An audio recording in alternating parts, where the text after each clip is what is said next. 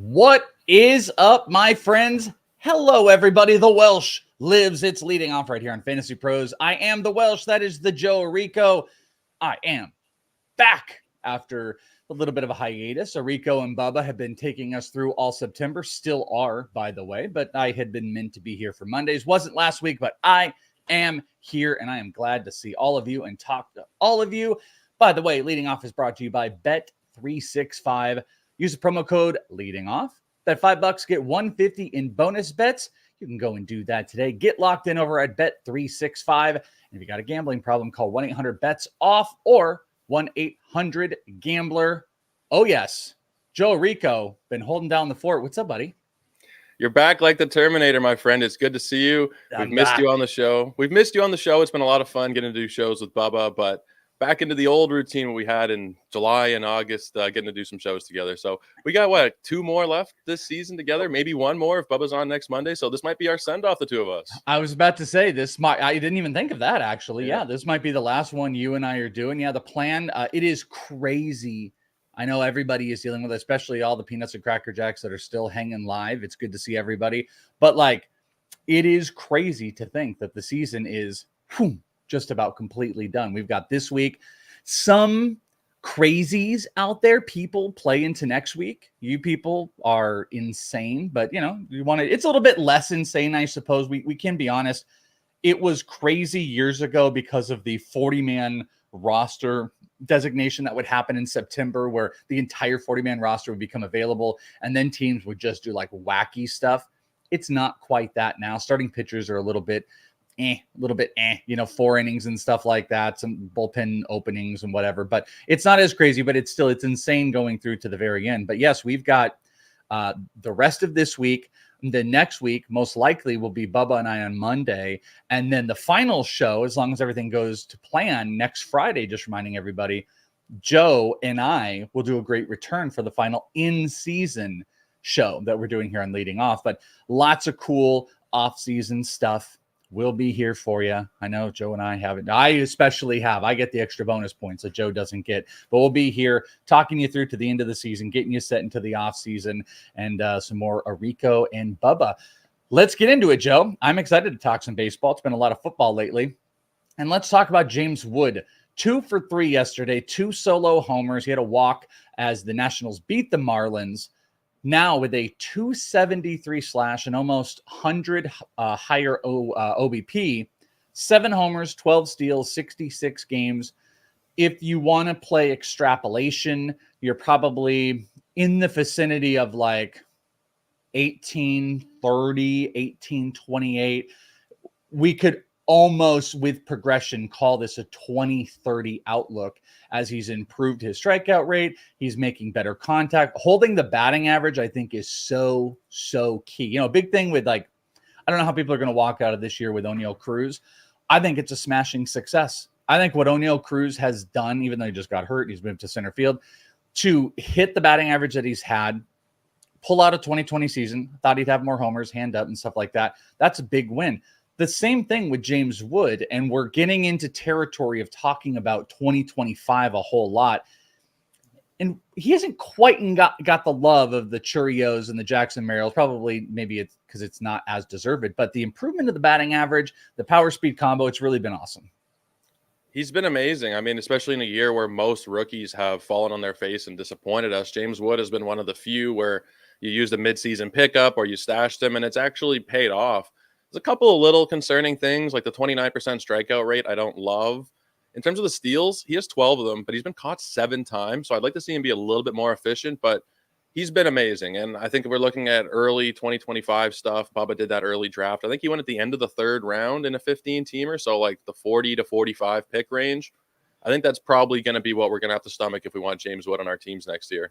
It's interesting. Bogman and I have been doing this thing on the In This League Baseball podcast where we've been essentially assigning this talent. So 2 weeks ago, we did, these are the first round players, not here are 15 guys. No, it's these are the players that justify the first round talent. We came up with only 13 of them. We then did the second round talent. And I think we ended up with 18 players that kind of quantified second round talent. And we had this fringy area. James Wood was kind of like not quite talked about in the fringy, but maybe he should be. And there were a few players, and we're going to talk about one of them, like in Churio and Merrill.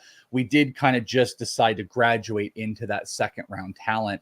Wood will probably end up being like I don't know, third or fourth round talent. People are going to extrapolate. The strikeout rate might cool him on projections, but it's going to be some pretty big numbers in 2030, man. 2030. Yep. You can't be hating on that. Also, did you have more on James Wood? Well, I was going to say, like, the power, he might even be leaving a little bit on the table. Like, he has 7 homers in 66 games, but 52% hard hit, 10% barrel rate. That could even be 25, 30 home runs. It wouldn't really surprise me. Oh, no. He's leaving it on the table, as is O'Neal Cruz. I'll come back to that too. Like, O'Neal Cruz has sacrificed, I think, some launch angle and attack for really good batting average. And then I think the next step is going to be to get the ball back in the air more. When you hit the ball like 120 miles an hour and you have like, huge average EVs and max EVs like that, you're leaving power on the table. O'Neal Cruz is leaving it, and I think James Wood is doing it in the same way. We just see like a common thing with rookie young players is like getting the ball in the air is a problem. You'll see launch angle be the thing that is struggling when they have like, really good barrel rates and really good hard hit rates and stuff like that. One guy who's not had a struggle with it is Jackson Churio. 3 for 5, 3-run homer, 2-run triple against my D-backs yesterday. Homer was his 21st, and this is a shout out to Roto World for putting this together, placing him 21st all time on a list of players that are 20 or younger with, I think it's, they didn't finish their sentence, of 2020. The 25, if he were to hit 25 homers, would put him in the top 10, tie him with Eddie Matthews and Orlando Cepeda. He's also now 14th on the RBI list for 20-year-olds, which puts him in like ridiculous territory. Everybody, this is the time of year where we're like, putting like this guy's in this list and this, and Jackson Churio has been absolutely incredible. And we put him as a second round talent for next year. I'm not sure how you feel about that. Like back end of the second round, 25 to 30 is probably going to be like an easy. So like a third rounder and head-to-head 12-team, 15-team roto, probably the back end of the second round. He has such an amazing profile. Everything is amazing. He hits the ball hard. He steals. The in-game power is good. He doesn't strike out a lot. The walk rate's pretty solid. Not a lot of BABIP luck. Like, there's nothing you can point to really to say like, oh, I don't really buy this, especially being 20 years old. Like, if we're talking about him as the number 1 overall player in fantasy, like 2 or 3 years from now, I wouldn't at all be surprised by it. I think he's definitely going to be a second rounder. If you get him in the third next year, I'd be pretty happy with that. George Kirby allowed 1 hit over 7 innings. He combined with Matt Thornton and Edward Bizardo for a 7-0 shutout over the Rangers. This stat also on Roto World. Kirby now 6-0 with a .92 ERA and 8 career starts against the Rangers. So, wow. I mean, like, there's a place just built in. He's got rent-free space in the Rangers' head as Kirby keeps going. Kind of disappointing, like the up and down of Kirby this year. I really thought he was going to be a Cy Young contender, but he has still been, pretty phenomenal in points. Yeah, I mean, I thought he was going to take that step forward. I thought there was a chance that he could break into like that top 3 overall pitchers in baseball, but he's kind of, if you look at the preseason projections, just pulling up what they had in the Fangraphs projections preseason, he's kind of done like exactly what they were thinking pretty much. 3.5, 3.6 type of ERA, 23% strikeout rate, solid whip. I've heard a lot of Mariners fans recently, I think it's because of the bad stretch that he had, talk about how it was a disappointing season. But, where I drafted Kirby, I find it hard to be actually disappointed in the production I've gotten. Yeah, I think a lot of it had to do with it was just like sky high expectations. Like, I remember the moment and it wasn't everybody, it was for me. But it was like about 10 months ago, little bit more maybe, here at First Pitch out here in Arizona. And I'm on Rates and Barrels live show. It was me, Eno, and DVR. And someone asked the question, because in the studio audience on the live show, of like, who, if it's not, I think they said, somebody not Garrett Cole or whatever, who is the number 1 pitcher? And I had brought up George Kirby. And it was because of the command numbers. And like Jason Collette was with me, and we kind of had this long conversation around it where, a bunch of us were picking on, like, because there's different elements sometimes we're going to focus on. Sometimes it's going to be, obviously strikeout rate and pitchability. But it was like George Kirby's this command master. And it was like, if he could just improve here, those command numbers could equate to him maybe being like an elite strikeout player, number one in baseball. But he just still is inconsistent. He just has those blow up games where, he doesn't want to walk somebody and he starts pitching to too much contact and then just gets blown up or whatever. Kirby's an interesting one. A couple good guys that have definitely helped up fantasy teams as of recent. David Peterson allowed 4 hits, 1 run with 6 strikeouts across 7 2/3 and a no decision against Philly. He had 18 swing and misses, which was almost a season high. Also, 14 hard hit balls. I've seen that quite a bit lately. I was doing some CBS HQ hits, talking about some pitchers with some really, really big hard hit numbers. And then the other one with the Reds, Rhett Lauder allowed 3 runs on 6 hits, 5 1/3, struck out 5 as they lost, but has a 1.74 ERA over his last 4 MLB starts. Has been great. He's kind of if he threw 97, he'd be a Kirby clone because he's a guy that likes to hit the zone. He struggled a little bit with that. Got that wipeout sweeper slider he's been throwing. Thoughts on David Peterson, Rhett Lauder right now? David Peterson is one of the hardest pitchers to evaluate in all of baseball. Like, he's having the best stretch of his career, 2.85 ERA, but it's come with a 19% strikeout rate, a 1.31 whip, almost a double-digit walk rate. I don't really trust him. I really don't. I know he's been mowing down solid teams here, but if I'm looking at lineups for the last couple of weeks and having to trust what he's done, I just don't know that it's really that sustainable. Everything below the surface is a little bit concerning for David Peterson, unless he gets the strikeout rate back up to where it was, because he was an elite, maybe not elite, but 26, 27% strikeout rate down to 19. I just don't feel a lot of safety throwing him out there. For Lauder, he's also been good, but he's really, and he's a younger guy, so it's a little bit different, but he's way outperforming his expected metrics. Not a lot of strikeouts. So both of them kind of make me nervous down the stretch here, deploying them over the last couple of weeks, to be honest.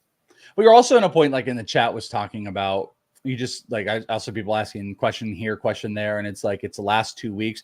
You just got to have a quick trigger finger. The thing that's really been working with the Mets, they are one of the hottest teams in baseball. That was the thing I did. I think it was Saturday. I did a hit on HQ doing a couple. We were talking about, or maybe it was Friday. I think it was Friday. Talking about like Jacob deGrom's first start and a couple other things. And the Mets had just pulled off a win over the Phillies, and they're like 9-1 in their last 10. And their bullpen ERA had been solid. Their overall ERA over the last 30 days had been money. There's just momentum, and sometimes momentum carries. So like, I agree. I'm always paying attention to underlying stats and overperforming and stuff like that. But when there's like, 2 more starts to go and you have momentum on the side, I think Peterson's pretty fascinating. I think Lauder is also pretty fascinating. And we'll continue, by the way, rest of the show talking about other ins and outs of players that might be helping you guys, over this next week. Because like I said, just you go, oh, guy's not performing yet. Bye-bye, injuries. At this point, obviously, an IL stint is a season ender, but any type of injury is warranted. So like, I'm just going to throw this out. Who put this question in here? RM, I'm guessing Garcia, said, should I drop Cowser for Wynn, Robles, or Pete Crow Armstrong? Head-to-head points semifinal. Not Robles. Robles is on our injury report, so I would be scared about him. I might for Pete Crow Armstrong because he's been one of the hottest players in baseball. I got him on the list, by the way. 2-run homer victory over the Rockies on Sunday. I'm not looking at it the same. I think he's pacing out to like 30 stolen bases, just quietly having what? A Nico Horner year. He is Nico Horner in the outfield, except he had a really bad stretch run.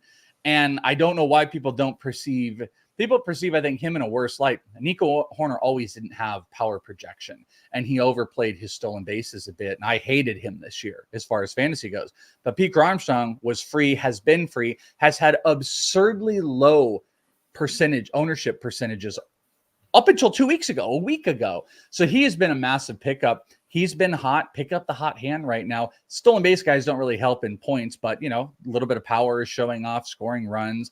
I'm into Pete Crow Armstrong right now. Oh, I am too. I think that the reason people were more down on him is because it was just so bad initially offensively. like what he did last year, what he did the first half of this season. He had like a 36 WRC plus for the first half of the season.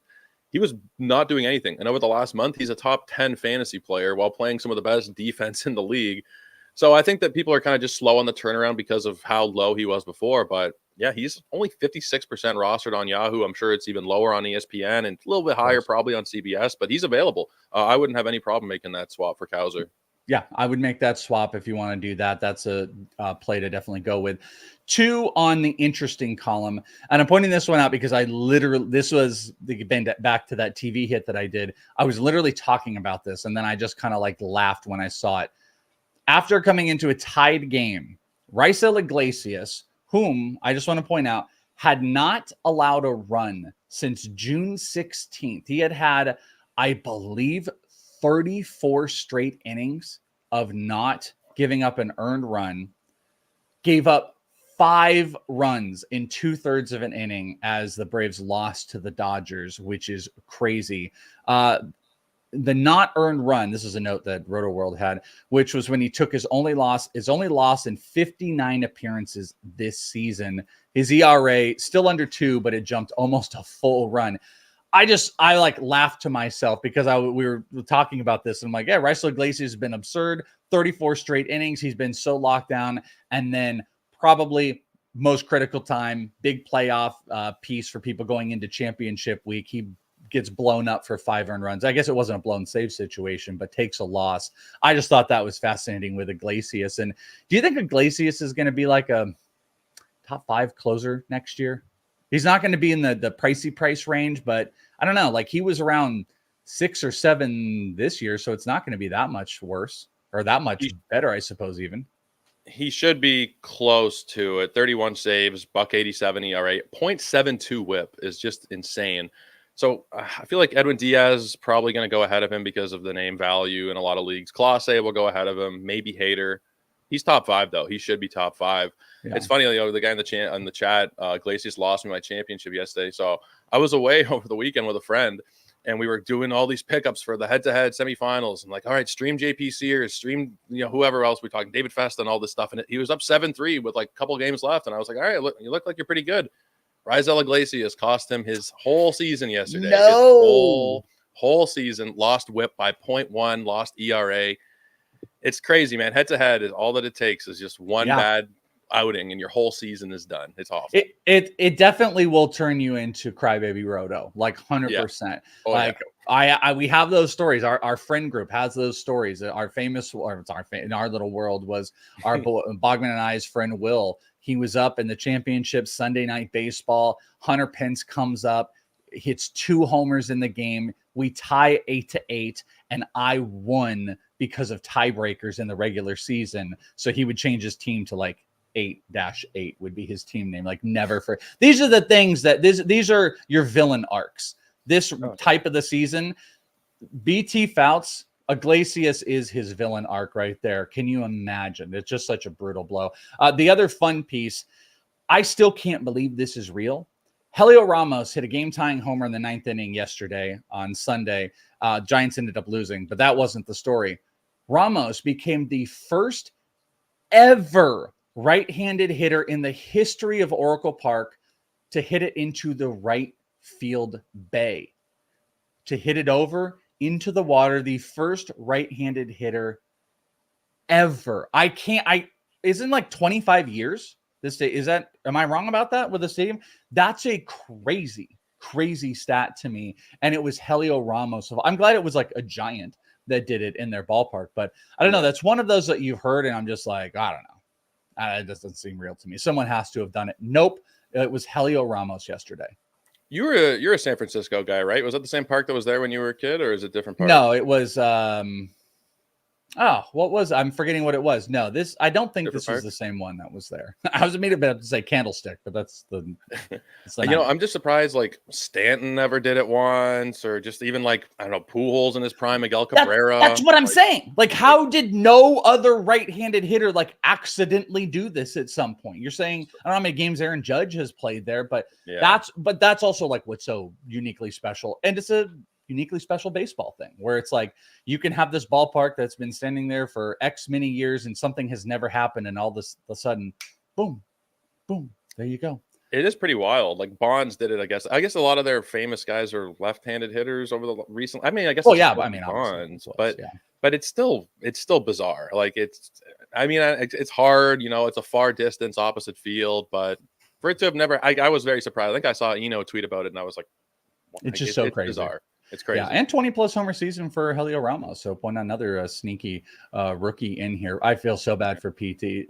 Fouts says, I can't think about it too much, or I get a little salty about Raisel Iglesias. Also, shout out to Travis.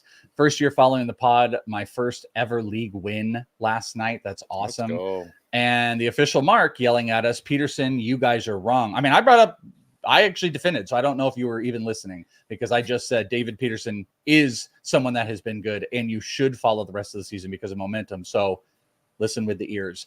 All right. What's that? That was directed at me, I think. Well, but he said you guys, so I'm going to take it personal. If you say you guys, that's not saying, hey, Joe, you're wrong. We would have moved on, and I would have agreed with you, by the way. I would have agreed. Yeah. Yes, Joe is very wrong, and he should be punished. But you said you guys, so there you go. 3 up and 3 down. On the up, 3 players on Sunday hit some double dongs. We had James Wood, who we talked about, Michael Bush and Riley Green. Michael Bush, sneaky this whole year. Do you have a stat line up here? I don't want everything to break apart on my computer if I do this, but I feel, what is it, 20-something homer? Just absolute. He was a big preseason guy for me, and then he just kind of got boring and fed down. Give me those numbers. So over the last week, by the way, #1 overall fantasy player over the last 7 days. But for the season as a whole, 71 runs, 20 homers, 63 ribbies, 2 steals, and a .257 batting average. That's pretty solid. Pretty solid. Very solid for free. That's the other thing. For free. Also, Cade Povich, yesterday, 5 innings, struck out 8. A little bit up and down, a little bit moving through here, but Cade Povich is making it work. Christopher Sanchez went 7. Struck out 7, continues to do it. On the 3 down, Caden Dana, 3 1/3, gave up 5 earned runs. Blah.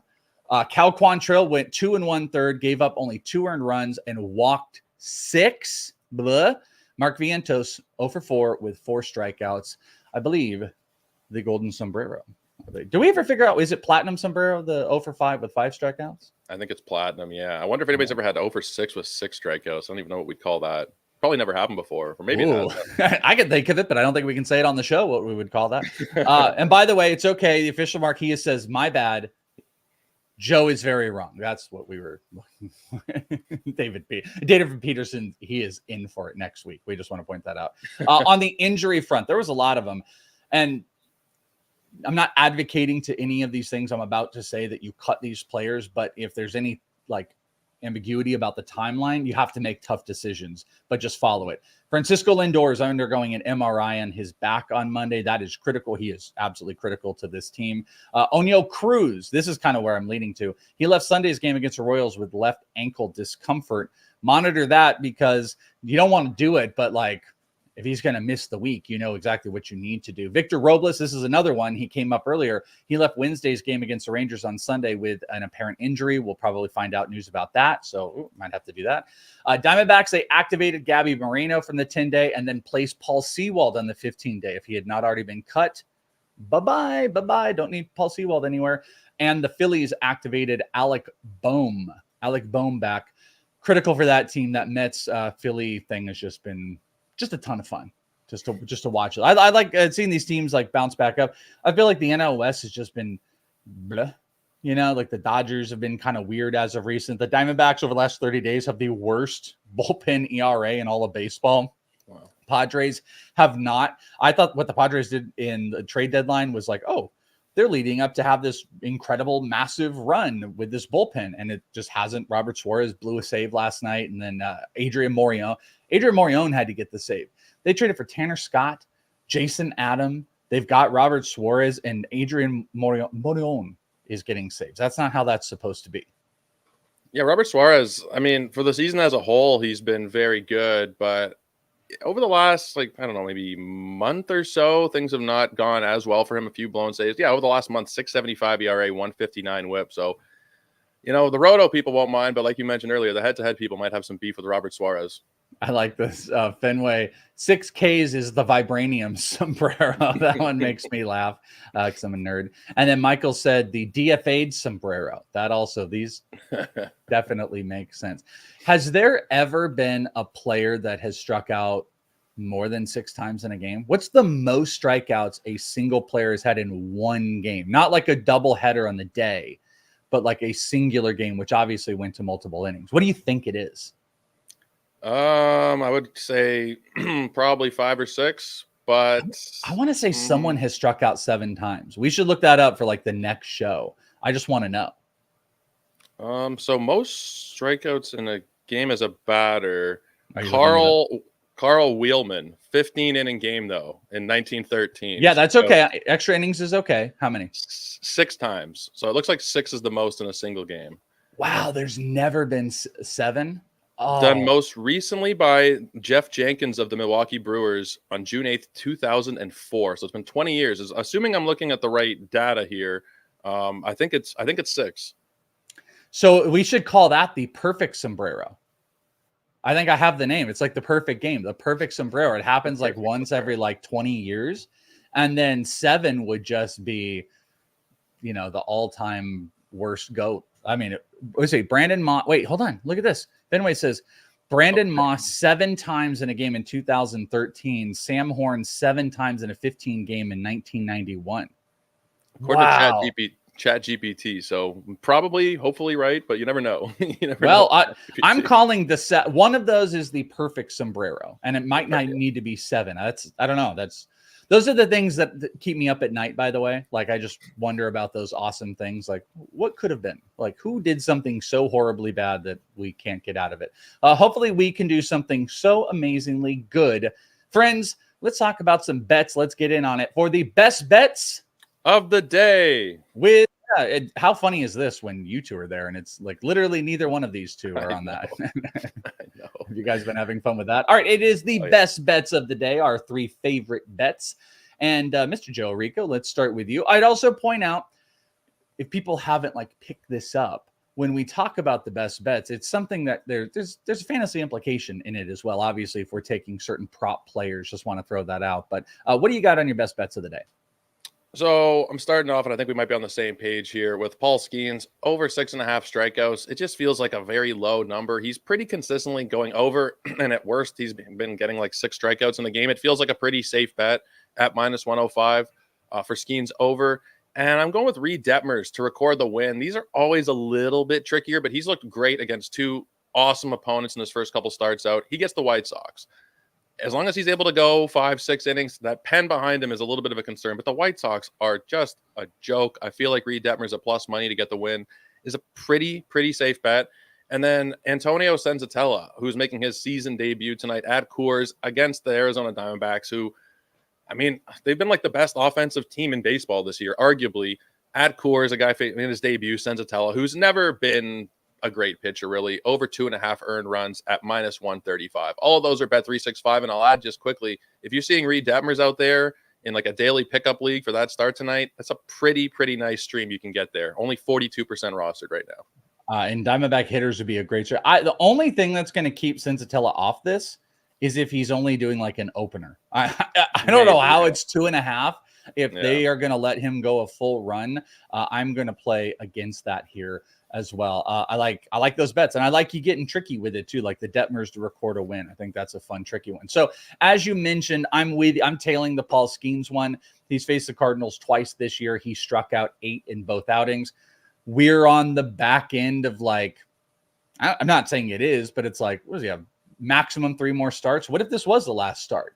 And, or, you know, there's 1 more out of it. Like, I think you go balls to the wall is what I'm saying. So 6.5 is very reasonable. He's had some 6 strikeout outings, but he has gotten to the Cardinals quite a bit. It's minus 105. I like that number. Number 2, give me the Dodgers first 5 money line. You guys know, if you followed all season long, you know me. I love my first 5s. That's where I get most of my action going. I will say that the Dodgers money line today is not a bad number. It's minus 115 or minus 115, 118. Yoshinobu Yamamoto versus Max Fried. The Dodgers over the last 30 days have over 260 average against lefties, so they have been hitting it. It is also the Dodgers, who have been lacking some consistency, but Yamamoto has been really good. I believe he's given up 1 earned run over his last 4 outings since being back. So I am, or maybe it's 3.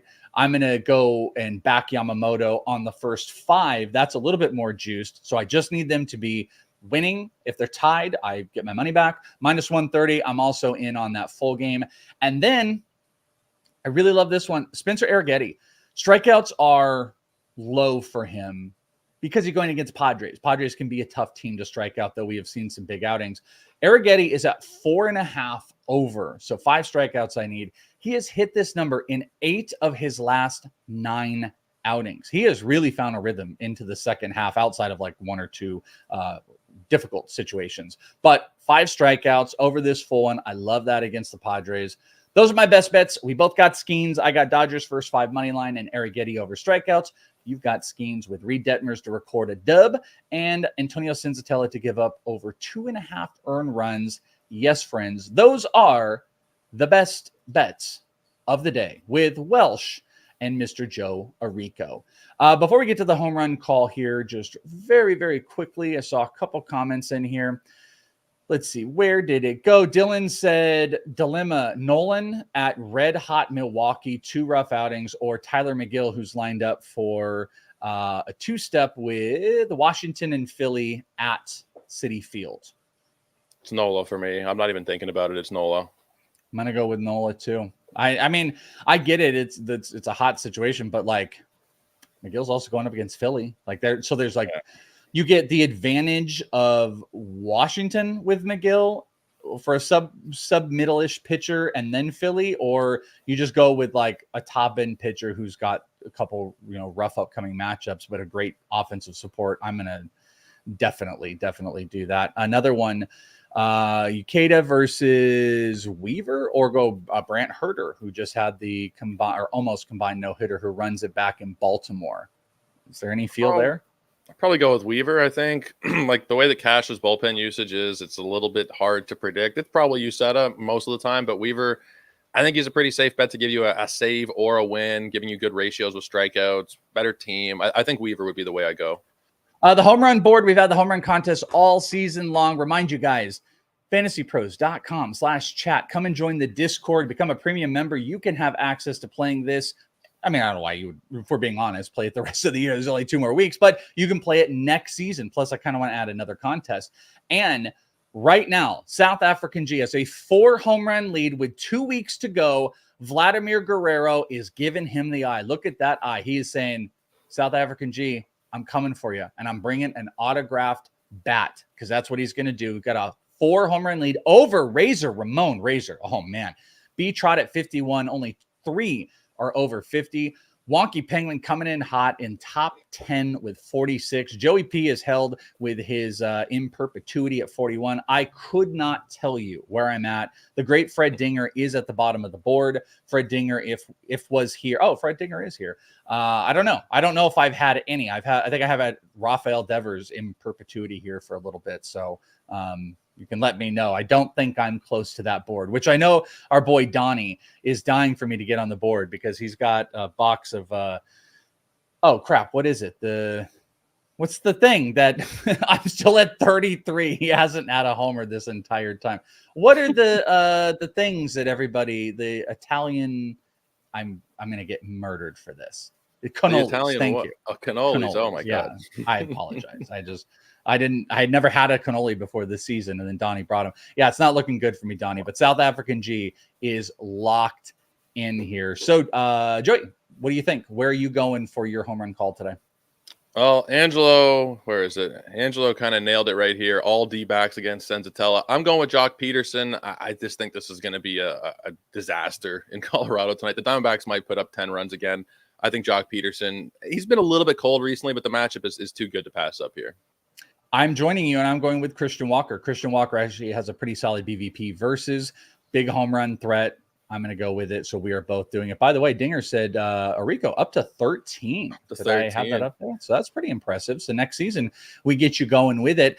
We like to get those big prizes. We like to do fun stuff. So make sure you check out everything over on the Fantasy Pros Discord. Make sure you're locked in all season long. And right here, not only on the podcast feed, but the YouTube, because don't go anywhere, because we're going to have more off-season content than you've ever had before, talking redraft, talking dynasty here on this feed. And we got more Joe Rico and Casey Bubba coming up here on Wednesday. Thanks, everybody, for having me back after I've been out for a couple weeks. I will be back again on Monday and Friday of next week, so I got a packed one. Make sure you're locked in. Find Joe Rico at Joe Rico99. Find me at Is It The Welsh. Until next time, I love you all, and we will talk to you right here, leading off on the Fantasy Pros MLB channel. Peace out.